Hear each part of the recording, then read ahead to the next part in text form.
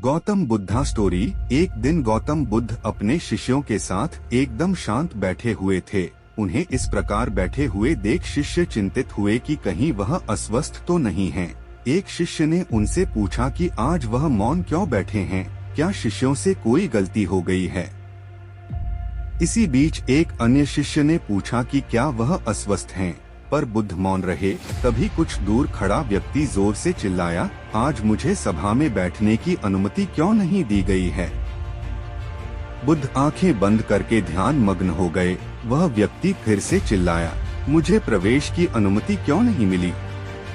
इसी बीच एक उदार शिष्य ने उसका पक्ष लेते हुए कहा कि उसे सभा में आने की अनुमति प्रदान की जाए। बुद्ध ने आंखें खोलीं और बोले, नहीं, वह अछूत है, उसे आज्ञा नहीं दी जा सकती। यह सुनकर शिष्यों को बड़ा आश्चर्य हुआ। बुद्ध उनके मन का भाव समझ गए और बोले, हाँ, वह अछूत है। इस पर कई शिष्य बोले, हमारे आश्रम में जात पात का कोई भेद ही नहीं, फिर वह अछूत कैसे हो गया। तब बुद्ध ने समझाया, आज वह क्रोधित होकर आया है।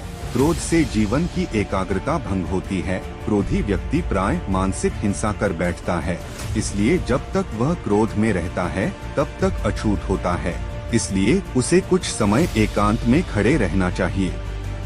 क्रोधित शिष्य भी बुद्ध की बातें सुन रहा था। पश्चाताप की अग्नि में तप कर वह समझ चुका था कि अहिंसा ही मनुष्य का महान कर्तव्य व परम धर्म है। वह बुद्ध के चरणों में गिर पड़ा और कभी क्रोध न करने का प्रण लिया। शिक्षा आशय यह है कि क्रोध के कारण व्यक्ति अनर्थ कर बैठता है और पश्चाताप उसे बाद में होता है, जिसका कोई लाभ नहीं मिलता। इसलिए हमें क्रोध नहीं करना चाहिए। असल मायने में क्रोधित व्यक्ति अछूत हो जाता है और उसे अकेला छोड़ देना चाहिए। क्रोध करने से तन, मन और धन तीनों की हानि होती है। क्रोध से ज्यादा हानिकारक कोई और वस्तु नहीं है। अगर पोस्ट अच्छी लगी होगी तो लाइक किए बिना और हमारे पेज को सब्सक्राइब किए बिना मत जाना। फिर मिलते हैं। चलो भाई, अब तो सब्सक्राइब कर दो। अगले वीडियो में धन्यवाद।